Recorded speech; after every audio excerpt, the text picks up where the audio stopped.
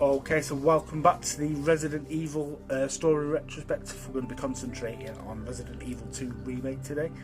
So yeah, this is easily one of my favourite entries in the franchise. Resident Evil 2, it does take place 2 months after the events of Resident Evil, the original, or, the remastered, whatever. But that game's, all the story points in that game has now become known as the Mansion Incident. So this takes place on September the 29th, 1998. Leon Kennedy, a newly enlisted police officer, is making his way into Raccoon City, where he meets Claire Redfield just outside the city at a gas station. Who's there looking for a brother Chris, who we got to play as in the first game, if you did choose him. Claire has no idea about Chris's involvement in the Mansion Incident or anything like that. Leon and Claire narrowly escape a small horde of zombies at the gas station and head into the city together, only to get separated after an injured truck driver crashes into their vehicle, causing a massive explosion. Both seem to get out just okay, just in time sort of thing. They both head to the police station separately. And I've always thought this was weird, they're both like, right, we'll meet at the police station, but they don't really have they have a little bit of a chat, a bit more in the original Resident Evil 2, but even in the remake they only have a bit of a chat once. I thought it was very bizarre, really, but it's obviously works for the gameplay, doesn't it, and all that. So they never. No, we're not there yet. Sorry. So we end up meeting someone called Martin Brovner, who informed us that most of the police force and the town people are now zombies. He's one of the few survivors, but he is infected and he is turning. But we're not to know that straight away. Do you know what I mean? They navigate their way through the police station, fighting zombies, fighting these crazy four-legged bioorganic weapons, also known as BOWs, and these things are called lickers. Absolutely terrifying. The noises they make are absolutely disgusting. There's some Cerberuses that are, zombie dogs, and the world's best tyrant stalker, the T-00, or better known as by fans as Mr. X. He is controlled by Umbrella, and he's on the search for samples of a virus known as Golgotha, or simply just G-Virus.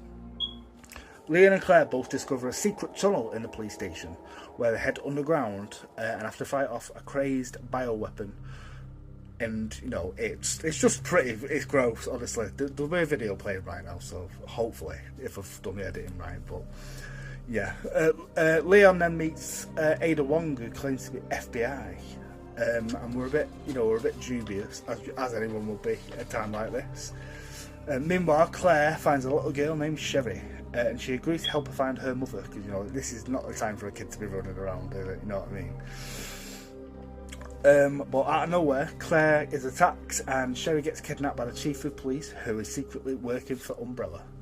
And then meanwhile in the jails, as Leon, we meet a man named Ben Bertolucci, who is killed in front of him by Mr. X. Ada shows up, tells Leon that Ben was her informant, tells him all about Umbrella, she tells Leon that she's looking for a sample of the G-Virus in order to incriminate Umbrella in a case with the FBI.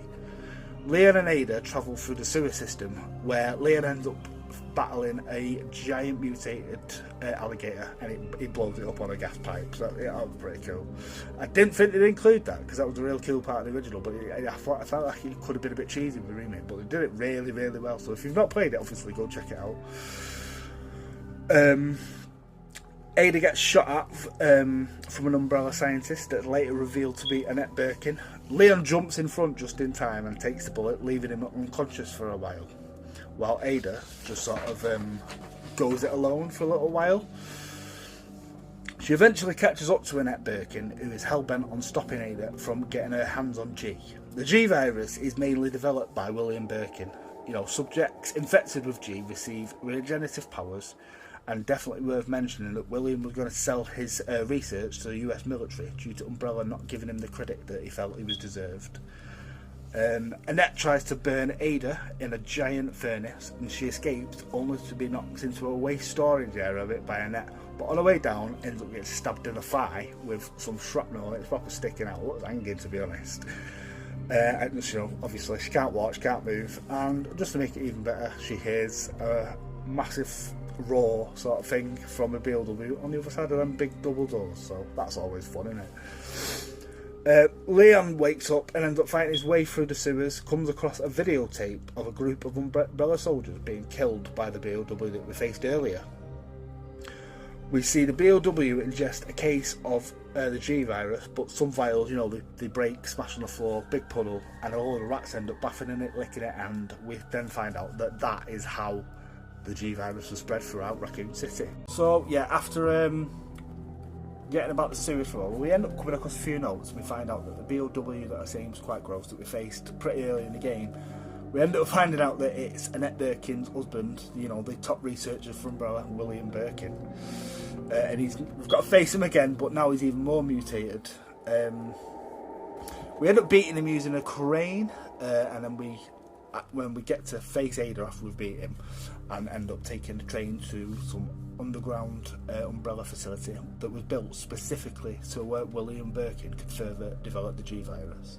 Meanwhile, Claire rescues Sherry, who is daughter of William and Annette. After being lured to Raccoon Orphanage by police chief Brian Irons, Claire shortly after witnesses his death after an embryo bursts out of his chest, which is very alien-like, I've got to say, but it was a bit of a homage really, I think. You know, after he was impregnated of William, who attacked him moments earlier. You know, while Leon and Claire, we keep fighting him, but they are supposed to be like separate sort of fights, do you know what I mean? They're not like, you can't include one of them, do you know, on the story basis, basically. Like, you fight them both, and they're both identical, but you're just two different characters, if that makes sense. It's quite a bit of a mindfuck, to be honest. No, Claire and Sherry end up running through the sewers, but you know, they have a tyrant on the back, chasing after him, and just in time William shows up, attacks and kills the tyrant, but then he charges at Claire and Sherry, who are, you know, in the elevator. You know, it knocks down the elevator shaft, leaving Claire totally unconscious. Claire awakens by Annette Birkin. She's got a flashlight in her eyes and all that. Sherry's missing. Annette reveals to Claire that the monster is in fact William Birkin, her husband, and their daughter is Sherry, as I mentioned earlier. After a fair bit of searching, Claire finds Sherry, but she's unable to reach her, and has to find a way to get to her. Claire's interrupted with another fight with an even more mutated William. We eventually beat him and make our way to Sherry, and, you know, pretty much have a bit of a heated debate with Annette via microphone. She's somewhere else in the facility, I'm not sure where. Claire learns that Sherry's been infected with an embryo from William, and it turns out the best way for a G monster to reproduce is with a close genetic match, and, you know, yeah, pretty fucking close father-daughter, innit? You know, it might be a bit incesty like, but Claire and Sherry also head to the underground lab, you know, because Annette tells Claire that she can be operated on, but in her lab, so that's where they end up travelling. And we leave Sherry safe in the restroom as we head further into the labs, and we end up into a greenhouse area that is full of plant BOWs known as ivies. We find another video of William being attacked by Umbrella soldiers who are supposed to bring him in alive, but, you know, he ends up getting shot to death. And then we've got, you know, Annette tells us a story about just before that the, you know, soldiers shoot him, and he ends up stabbing himself with the G virus, and then they end up leaving with the samples, and that is how the BOW was born. That he totally injected himself. Crazy scenario. So after a lot of fighting, Claire ends up getting to the lab and acquires the cure for Sherry, and once again we meet Annette, who tells us all about what we just saw in the, you know, read in the files and everything about, you know, William injecting himself, and he does become G, basically. As we're having a bit of a chat with Annette in the labs, you know, we're getting even more mutated Birkin, burst through the ceiling. I know, that's when Claire bolts into action, beats William within an inch of his life. Meanwhile, Leon gets a G-virus sample from the lab, But, you know, he does get it for Ada, because he's totally under the impression that she is FBI. But then Annette sort of nips that in the bud and says she's not actually FBI, and she's planning on stealing the G-Virus and selling it to the highest bidder. You know, Leon confronts Ada at the worst possible time as the lab's in self-destruct mode, the alarms are going on off and all sorts of crazy stuff. Now this is where the story gets a little bit confusing, depending on, you know, if you're doing Leon's story or if you're doing Claire's story. So, playing as Leon, Annette arrives at the scene as we're confronting Ada, and she shoots Ada and dies herself from injuries from William. Ada falls off the bridge. It's a pretty heart-wrenching moment, actually. There's a lot of emotion in that. He falls off the bridge. Leon's absolutely gutted, obviously. And then, you know, the virus also falls down below with Ada as the bridge collapses. So there's no virus, there's no Ada.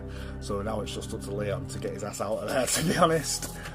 Now, playing as Claire, Annette once again, you know, she gets attacked off William but escapes as we send her to go to Sherry with the cure, basically. Sherry is cured just in time, and then Annette dies literally moments later. There's a very, very emotional scene. It proper first playthrough, it is a bit of a gut punch, to be honest, but yeah. And now cured, Sherry and Claire head to the escape train. Leon reaches a freight elevator, but now he has to face off against a mutated Mr. X, also known by fans as Super Tyrant, and I fucking love Super Tyrant, it's so cool. As Leon is fighting with the Super Tyrant, Ada does reveal to the player, but not to Leon, that she's in fact still alive, and she kicks down a rocket launcher. You know, Leon ends up using the rocket launcher and blows Mr. X's, or Super Tyrant's, torso off, basically. You know, so Leon is totally unaware that Ada is still alive, but we will be seeing that for a future episode because we've got something for that. So Claire reaches the train and plans to escape, but she's attacked by a heavily mutated William. So she sees him off with a minigun, and then she just leaves on the train as Leon is in the right place just at the exact right time, and then they both escape the city together on a train. But then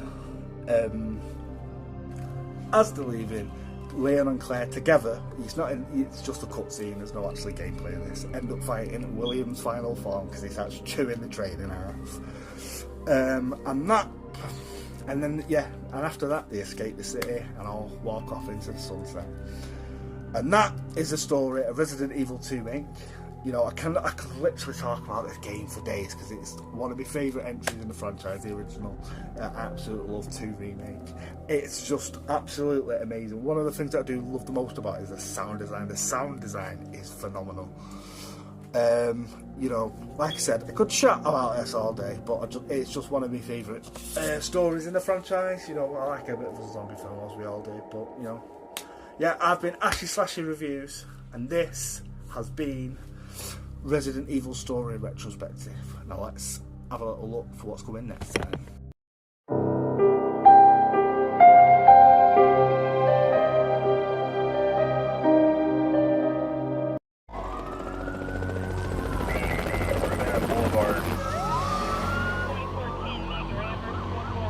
This pandemic has spread faster than any disease in modern history. Angry mobs roam the city, commercial buildings. Authorities are bracing for more rioting tonight. Fires burning, there are people being... He was knocked unconscious yesterday. A citywide emergency has been declared. The CDC has quarantined the lower Midwestern region of the U.S. Commitment, honesty, integrity, these are the core values that create the foundation for Umbrella.